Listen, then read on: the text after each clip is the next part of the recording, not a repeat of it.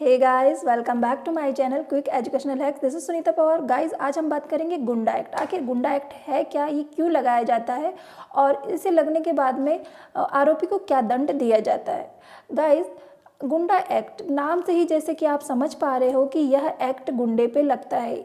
अब आप कहोगे गुंडा कौन होता है, तो गुंडा जो जैसे कि आए दिन झगड़े करते रहता है, किसी से भी बिना मतलब उलझते रहता है कि कहीं कभी वो मार धाड़ कर रहा है, कहीं किसी को गाली गलौज कर रहा है, कभी लड़कियों को छेड़ रहा है, जिसके खिलाफ एक से ज़्यादा केस चल रहे हो। जी हाँ, मोस्ट इंपॉर्टेंट पॉइंट, जिसके खिलाफ एक से ज़्यादा केस चल रहे हैं उन्हीं के ऊपर ये एक्ट लगता है। यदि किसी के ऊपर एक केस चल रहा है तो उसके ऊपर ये एक्ट नहीं लगता है। यदि आप किसी एग्ज़ाम की तैयारी कर रहे हैं और यदि इंटरव्यू में भी इस तरह के क्वेश्चन पूछ सकते हैं कि गुंडा एक्ट किस पर लगता है, तो ये मोस्ट इंपॉर्टेंट पॉइंट है कि जिसके ऊपर एक से ज़्यादा केस लग रहे हैं उसी के ऊपर ये एक्ट लगता है। और ये एक्ट जनरली यदि इलेक्शन आने वाले होते हैं उसके 8 से 10 महीने पहले ये एक्ट एक्टिव हो जाता है और ये एक्ट लगाया जाता है।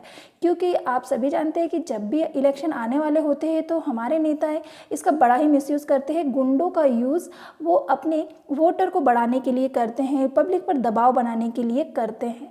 तो ये जो वोटर्स का जो ये राजनीतिक जो पहलू है, जो गंदा पहलू है, वो इसका मिसयूज़ ना कर पाए, गुंडों का मिसयूज़ ना कर पाए, इसलिए ये एक्ट लगा दिया जाता है, गुंडा एक्ट। और ये गुंडा एक्ट किस किस पर लगाया जाता है, अभी क्वेश्चन आएगा ना कि आपके सभी के मन में क्वेश्चन होगा कि गुंडा एक्ट किस पर लगाया जाता है।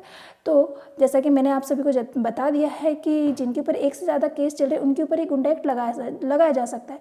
जैसे कि आप सभी जानते हैं कि पुलिस अपने एरिया का राजा होता है। जी हाँ, और पुलिस को सब कुछ पता होता है कि हमारे एरिया में कौन सा गुंडा है और किसके ऊपर कितने केस चल रहे हैं, क्योंकि उनके पास सारी डिटेल्स होती है, तो वे जानते हैं। तो वो सारी डिटेल्स के अनुसार एक लिस्ट बनाते हैं और वो लिस्ट के अकॉर्डिंग वो संज्ञान जारी करते हैं और वो लिस्ट को वो एसएसपी को भेजते हैं और एसएसपी इसी लिस्ट को फिर किसको, डीएम को भेजते हैं और डीएम एक संज्ञान जारी करता है और फिर उन आरोपियों को, जितने भी आरोपियों को लिस्ट में हाईलाइट किया गया है, उन सभी को कोर्ट में बुलाया जाता है और फिर कोर्ट में वे सभी गुंडों को जिन्हें इस गुंडा एक्ट लगाया गया है उन सभी को 6 महीने के लिए अपने ज़िले से बाहर रहने के लिए कहा जाता है। क्योंकि वो ज़िले में किसी भी प्रकार की कुछ गलत प्रकार का कुछ भी अराजकता नहीं फैला पाए, इसलिए उन्हें कहा जाता है कि आप 6 महीने इस ज़िले से बाहर रहेंगे। तो जो इस बात को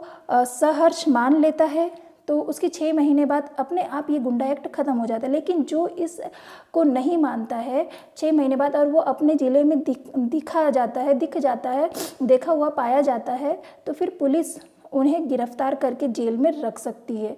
तो फ्रेंड्स, ये था गुंडा एक्ट। और गुंडा एक्ट जनरली आप सभी को पता होगा,